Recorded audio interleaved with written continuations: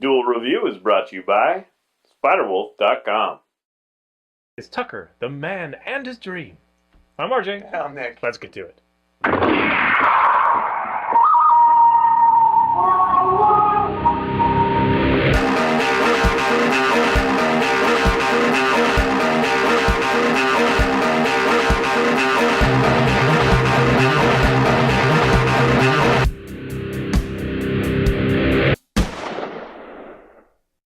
Hey everybody, today is the 12th of July. We're taking a look at Tucker, the man and his dream.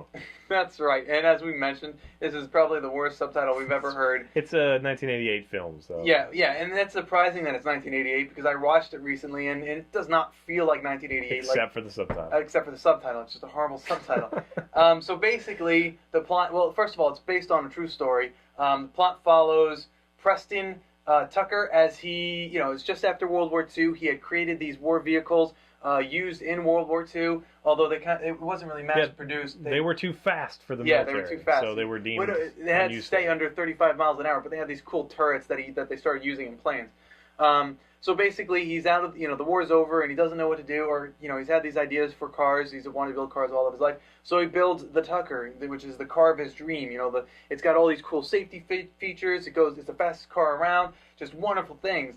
But the problem is, you have the big three car companies at the time trying to, and you don't really see them at all. They're never really present, but you get the feeling that they're greasing hands, greasing palms to get things done. Like telling the senator, we don't want this guy to win. We need this guy to fail. Then you have, the tribulations of him trying to put it together in a certain amount of time, him trying to sell it, because he has to be a salesman at the same time. What I love about this Preston Tucker, and I don't know if the real one was this way, but whenever he was faced with a problem, he would always just smile it off, and sing a little song, or just do something that wasn't negative. He'd be like, well, this is how we're going to fix it, and this is how it's going to be. And his wife was just so supportive of that.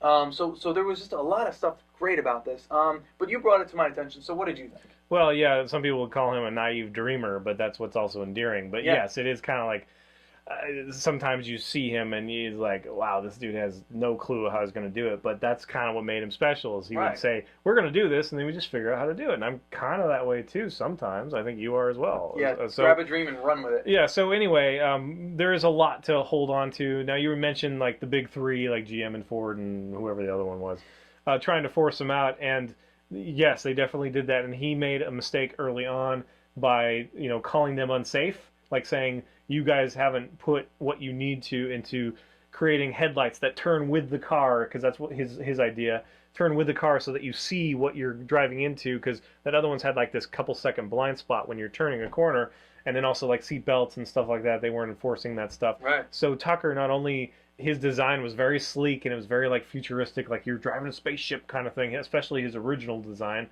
Well, not only was it that, it was extra safe, and so he was really into that. And again, he kind of made the picture and whatever before he actually figured out how to do it. So all of a sudden, they kind of get this contract. They have this huge warehouse. They have a year basically to make 50 cars, and they have to live up to the specs that they kind of announced that they would have. Right, the engine and they in the back. Definitely had to compromise. He does find an eager, engineer that helps him, that figures it out. Was that Casey Jones? That was, right? Yeah, absolutely. Is the guy that played Casey Jones in Teenage Mutant Ninja Turtles.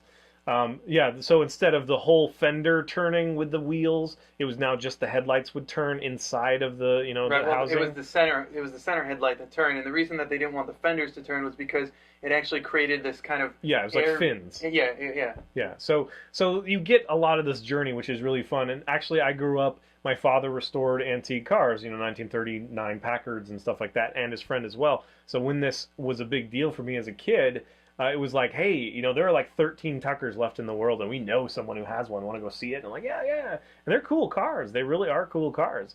I also think of Howard Hughes, because he's in this film, and he had kind of a little bit of the same sensibility, and apparently he helped him. I don't know how true that is, because I've never really read the actual story.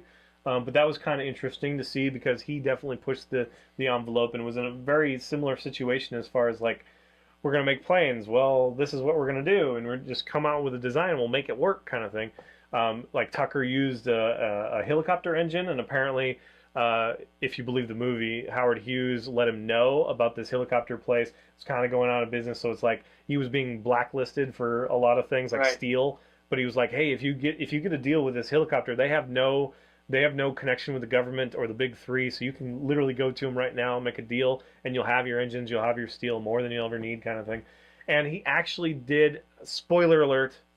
He actually did finish those 50, and he was in the contract, but they still sued him anyway, and he basically lost the business, Yep. which is it's a really sad story, but it's so fun to watch this and realize that this is based on a true story, and to see how he kind of was fighting the government and the big guys, the big Yep. business, and we're kind of in that situation now where a lot of us we're kind of suffering at big business hand. Anybody who's trying to do a small business pretty much hates big business, because big business runs it so tightly that there's nothing left for us. Like it really sucks. So anyway, it has a special connection that way, but the acting is really done well.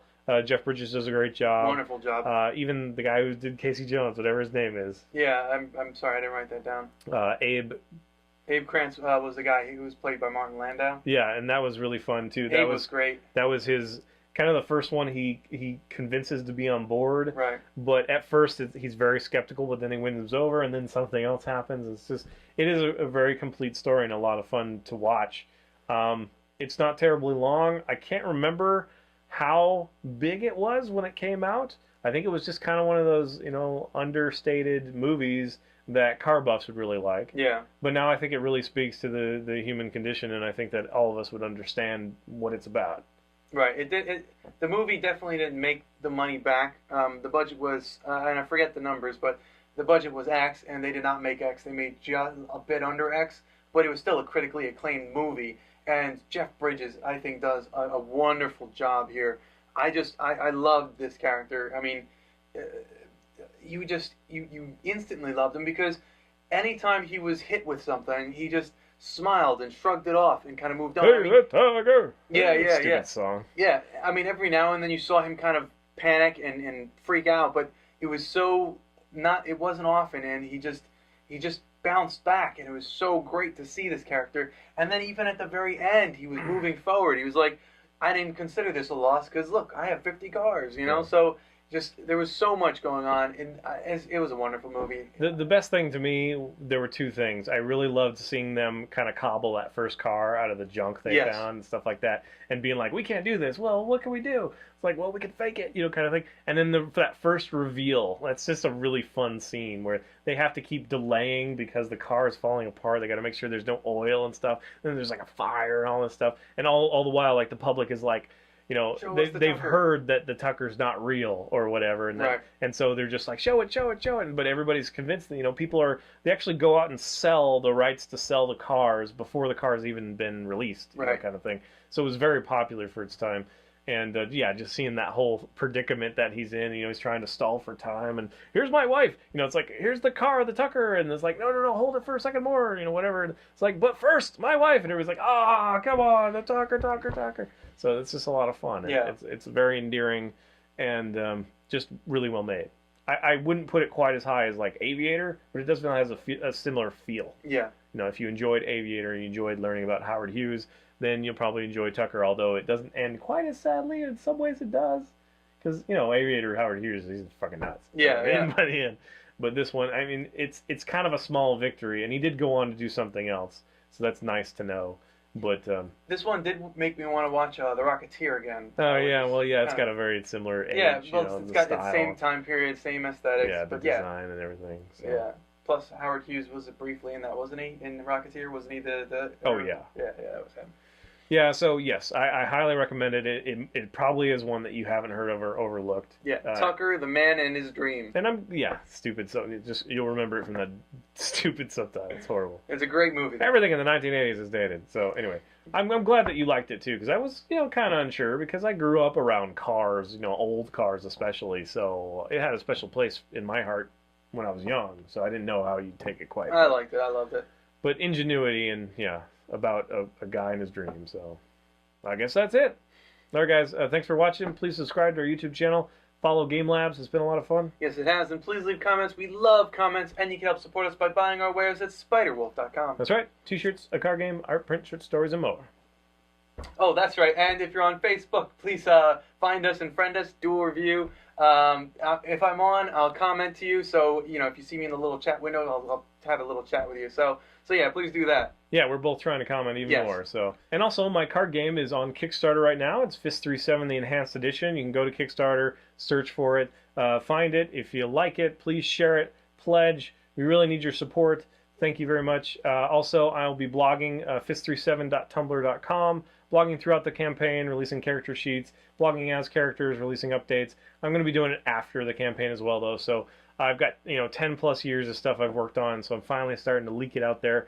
Hopefully get some deals. So anyway, all right, guys. Thanks a lot. Thanks for your support. We'll see you next time. I have to like kind of just. Yeah, I can't even see the damn throwing thing. The darts. I have no chance otherwise. I got the one. Personal victory, one a week. We start off next week with the Hollow Ground. It's a recording. We are very hot and red. I'm very red. I am very red. What are we doing? We're doing Tucker. I keep wanting to say Tucker Everlasting, but I have never... The Man and His Dream. What the hell is Tucker Tucker. Everlasting? Is that a movie? Is that a book? I think it's a book. Tucker Everlasting? No, it must be a movie. Sounds like a candy. I don't know. Tuck Everlasting. That's what it is. Tuck Everlasting. Can we start? But I have no idea what it's about. On today's Duel Review, it's Tucker, the Man and His Dream, right? Yes. The Man in His Dream. On today's Duel Review, it's Tucker, the Man and His Dream.